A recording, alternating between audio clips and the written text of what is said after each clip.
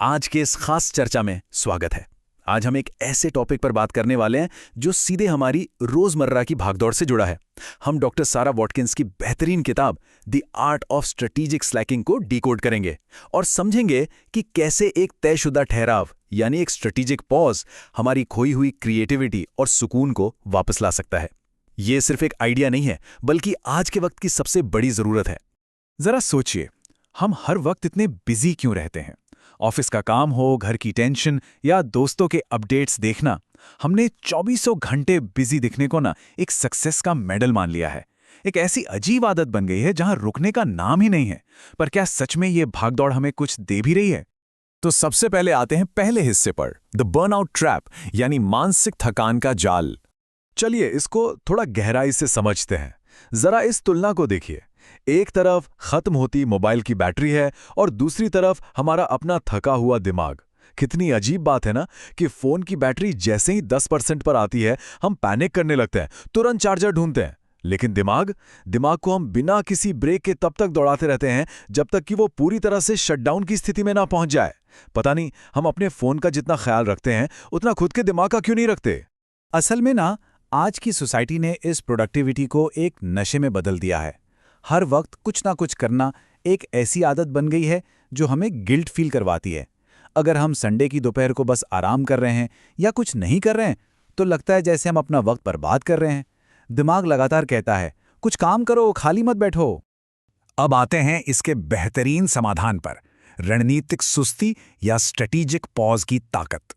तो सबसे अहम पॉइंट यहाँ ये है कि जैसा डॉक्टर सारा वॉटकिंस कहती हैं, एक तीर को आगे फेंकने के लिए उसे पहले पीछे खींचना ही पड़ता है। ये तीर का उदाहरण सच में बहुत पावरफुल है। ये साफ बताता है कि आराम करके खुद को थोड़ा पीछे खींचना कोई वक्त की बर्बादी नहीं है। दरअसल ये वही एनर्जी है जो हमें आगे की तरफ और ज्यादा तेजी से शूट करती है। ठहराव में ही आगे बढ़ने का राज छुपा है। अब एक बहुत ही दिलचस्प बात यहां समझने वाली ये है कि जब हम बिल्कुल कुछ नहीं कर रहे होते हैं ना, तब एक्चुअली दिमाग में क्या चल रहा होता है। न्यूरोलॉजी में इसको डिफॉल्ट मोड नेटवर्क कहते हैं। क्या कभी नोटिस किया है कि नहाते वक्त या बस ऐसे ही टहलते वक्त अचानक से किसी बहुत बड़ी प्रॉब्लम का सॉल्यूशन दिमाग में आ जाता है? बस यही डिफॉल्ट मोड नेटवर्क का कमाल है। जब हम फिजिकली आराम करते हैं तब हमारा दिमाग बैकग्राउंड में सबसे मुश्किल समस्याओं को सॉल्व कर रहा होता है और नए लाजवाब आइडियाज क्रिएट कर रहा होता है। और पता है सबसे अच्छी बात क्या है? इस डिफ़ॉल्ट मोड नेटवर्क को एक्टिवेट करने के लिए कोई बहुत ज़्यादा वक्त नहीं चाहिए। दिन के 24 घंटों में से सिर्फ और सिर्फ 15 से 20 मिनट, रोजाना बस 15 से 20 मिनट का ये स्ट्रैटेजिक पॉज दिमाग को पूरी तरह रिचार्ज करने के लिए काफ़ी है। तो इस ब्रेक को प्रैक्टिकली लेना कैसे है? इसके 3 बहुत ही सिंपल और एग्जैक्ट स्टेप्स हैं। स्टेप 1, कोई फ़ोन नहीं। स्टेप 2, किसी से कोई बातचीत नहीं। और स्टेप 3, बस शांति से बैठना। अब सुनने में तो ये बहुत आसान लगता है, लेकिन सच कहूं तो शुरू में ऐसी शांति बर्दाश्त करना काफ़ी मुश्किल होता है। पर सफलता की असली चाबी यही टेक फ्री ठहराव है।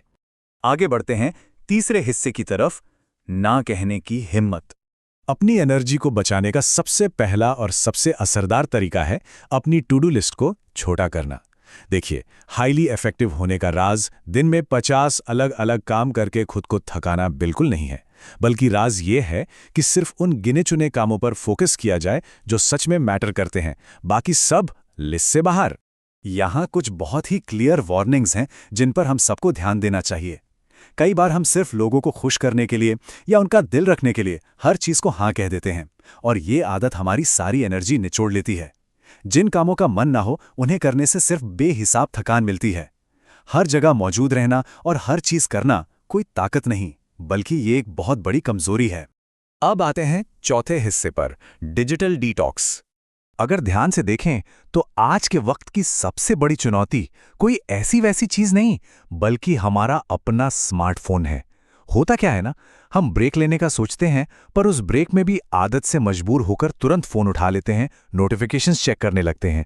इसकी वजह से दिमाग को वो असली शांति और एकांत कभी मिल ही नहीं पाता जिसकी उसे खुद को रिपेयर करने के लिए जरूरत होती है।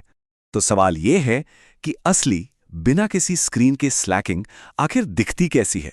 इसके कुछ बेहतरीन एग्जाम्पल्स हैं, जैसे किसी पार्क में बिना किसी मंजिल के बस आराम से टहलना, किसी पुरानी प्रिंटेड किताब के पन्ने पलटना और उसकी महक को फील करना, या फिर बस खिड़की से बाहर प्रकृति को शांति से निहारना। जब हम इन चीज़ों में खोते हैं ना, सिर्फ तब हमारा दिमाग सच्ची शांति की स्थिति में जाता है। और ये इस बात को बेहतरीन तरीके से दर्शाता है कि पुराने और नए तरीकों में आखिर कितना बड़ा फर्क है। एक तरफ है पुराना हसल कल्चर, जहां बस आंख बंद करके काम करते रहना और थके रहना एक फैशन बन गया था, और दूसरी तरफ है आज का स्मार्ट वर्क, जिसमें स्ट्रैटेजिक पॉज हैं और जो एकदम फ्रेश दिमाग के साथ किया जाता है। ये साफ है कि वो हमेशा ऑन रहने वाला हसल कल्चर अब बिल्कुल आउटडेटेड हो चुका है। और अब आते हैं अपने आखिरी और सबसे अहम हिस्से पर। हम मशीन नहीं, इंसान हैं। इस पूरी चर्चा की जो सबसे बड़ी और साफ वार्निंग है वो ये कि सफलता की कीमत कभी भी हमारी हेल्थ और हमारी खुशी नहीं होनी चाहिए। अगर कोई बड़ा पद पाने के लिए या कुछ हासिल करने के लिए हमने अपनी सेहत और अपना सुकून ही खो दिया, तो फिर उस सफलता का मतलब ही क्या रह जाता है? एक बीमार शरीर और उदास मन के साथ सक्सेस का मजा कैसे लिया जा सकता है? और इसी एक गहरे विचार के साथ हम आज के इस विश्लेषण को यहीं रोकते हैं। लेकिन जाने से पहले एक आखिरी सवाल है जो हम सबको झकझोरने के लिए काफ़ी है।